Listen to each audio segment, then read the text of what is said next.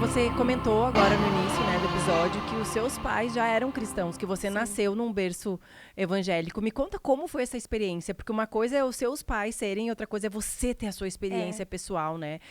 Como foi essa experiência com o Senhor para que você realmente entendesse a palavra e isso entrasse dentro de você?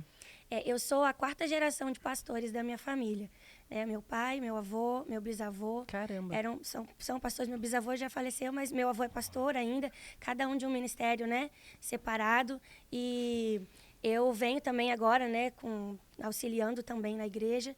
E o filho do pastor é aquele, né, que está sempre na igreja, disponível. Para o filho de crente, a gente nunca sabe exatamente quando que se dá aquele momento, né? Porque para quem viveu a vida fora do Senhor, fora da igreja, você lembra, no dia tal, eu fui lá na frente, confessei Jesus, né?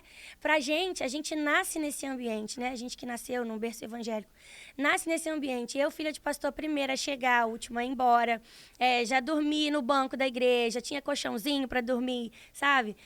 Sempre envolvida. Bem Então, assim, né? ali eu fui conhecendo a palavra, eu cresci frequentando escola bíblica, mas eu me lembro, assim, que aos 9 anos, né, ouvindo muito e aprendendo de que filho de crente, né, não é neto de Deus, eu falei, não, eu preciso também publicamente confessar Jesus. Então, eu lembro que eu fui lá na frente com meus 9 anos de idade, eu me batizei com 12 anos, hoje eu tenho 33, né, então já a minha caminhada com o Senhor tem alguns anos, e assim, cada fase é um aprendizado com o Senhor, uma experiência que a gente vai tendo, né, de acordo com a idade, aquilo que a gente vive naquele momento, né, então eu conheci Jesus muito cedo, aí as pessoas às vezes até perguntam, ser filho de pastor é muito ruim, né, porque o filho do pastor, ele é muito cobrado, né, quantas histórias a gente vê de filhos de pastores que se desviaram, porque realmente, antigamente, a gente tinha assim, aquela coisa, você não pode fazer isso, você tem que dar exemplo. Né? Mas todo mundo tem que dar exemplo, né? Não é só o filho do pastor. E o meu pai e a minha mãe sempre foram muito sábios nesse sentido, sabe? Eles nunca colocaram um peso em cima de mim. Sempre tiveram também muito cuidado em discutir questões internas da igreja na minha frente, né? Porque às vezes eles tinham uma maturidade para ouvir algumas coisas e não se escandalizarem, né? Eles tinham essa maturidade. Uma adolescente não tem. E ela se revolta com a igreja, ela se revolta com as pessoas, né? No meio, quem é pastor, quem lida com o pastorear de igreja mesmo, né? Não estou falando de pastores itinerantes, pastor de rebanho mesmo, de igreja local. Ele lida com muita ingratidão, lida com traição, né? Às vezes ele tem que estar em todos os trabalhos e às vezes, né, eles entre si conversam e isso pode pesar o coração de outras pessoas, do filho, no caso, falando, não, eu não quero isso para minha vida, né? E os meus pais sempre tiveram essa sabedoria hoje eu entendo, né? Eu fui também levantada pastora, consagrada e aí meu pai sempre disse um versículo da Bíblia que fala que ninguém tome para si essa honra, a não ser aqueles que foram realmente escolhidos por Deus. Porque pastorear é você cuidar do bem mais precioso que Jesus tem nessa terra, que é a sua noiva. É cuidar das pessoas. Não estou desmerecendo os 5 dons ministeriais, muito pelo contrário, a gente precisa de todos. Mas quando a Bíblia fala do pastor, eu vejo o pastor é aquele que dá a vida pelas ovelhas, né? Que cuida mesmo, né? Que cuida, que está presente, que está ali todo dia. É ele que vai pagar o preço pela sua vida naquele grande dia, né? Quando nós estivermos diante do Senhor. Não é o pregador do YouTube, sabe? São essas pessoas que fazem esse trabalho local. Então, meus pais sempre tiveram esse cuidado e, claro, não são perfeitos, né?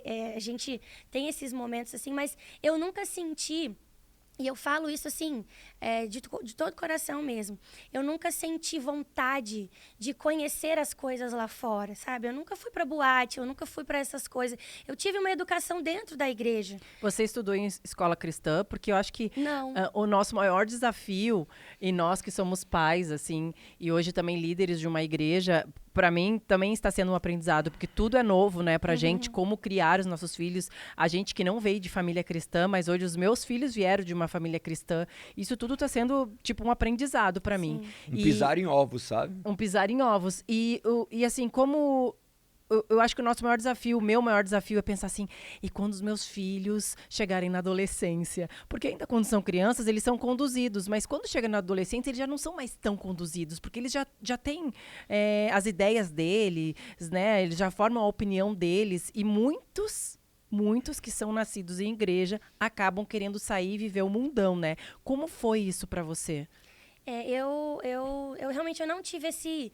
Claro que a gente às vezes tem aquela curiosidade, a gente vê alguma coisa, mas desde quando a gente começa a fazer isso desde cedo, os nossos filhos, eles vão tendo prazer nas coisas de Deus. Hoje, a minha filha, a mais velha, tem 6 anos, a mais nova tem 2. Para minha filha ir para a igreja é algo assim, tipo, vamos passear.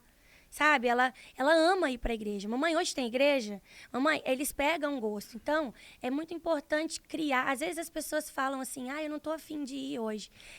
Eu não vou, principalmente estudo bíblico, porque é quando vem aquela coisa mais concreta mesmo, né? De aprender a Bíblia. E aí, para a criança, é sempre lúdico, tem uma linguagem diferenciada. E às vezes tem pais assim, que faltam culto, que falam, não, eu não preciso disso, eu já sei, hoje eu estou cansado. Vai pelo teu filho. Porque o teu filho, quando ele for adolescente, ele não vai querer ir também. Ele vai falar, não, vou ficar aqui, você também ficava, né? Criar no caminho, né? Não é mostrar o caminho. A Bíblia fala, cria o teu filho no caminho. Lá no caminho, você levando ele junto com você. E acho assim, eu não tenho filhos adolescentes, né? Mas assim... Mas você já foi uma adolescente. Já fui. Eu acho que em algum momento da nossa vida, que foi o que aconteceu comigo, principalmente com tanto acesso à informação que eles têm hoje, eu acho que tem que chegar uma hora que você vai sentar com o seu filho e falar com ele não só de Bíblia, mas falar com ele sobre... o que você está pensando? Olha só, ensinar para ele o que é feminismo, o que é, sabe, marxismo, o que é capitalismo, porque essas coisas hoje, todas essas ideologias, né, estão desvirtuando a mente dos nossos adolescentes, né? Eles já não sabem mais quem são, e aí eles precisam ouvir dentro de casa sobre todas essas questões culturais também. Ensinar, ler a Bíblia junto, orar junto, né? Antigamente tinha aquele culto doméstico, não sei se vocês tiveram uma educação cristã, não sei. Não. Mas assim, lá em casa a gente tinha tipo culto doméstico. O que é isso? Não, a gente agora vai parar tudo, a gente vai orar, o papai vai trazer uma palavra, né? Quem quer cantar uma música? A gente cantava uma música. Então, todas essas coisas marcaram muito a minha vida. E eu tive experiências com o Senhor, né?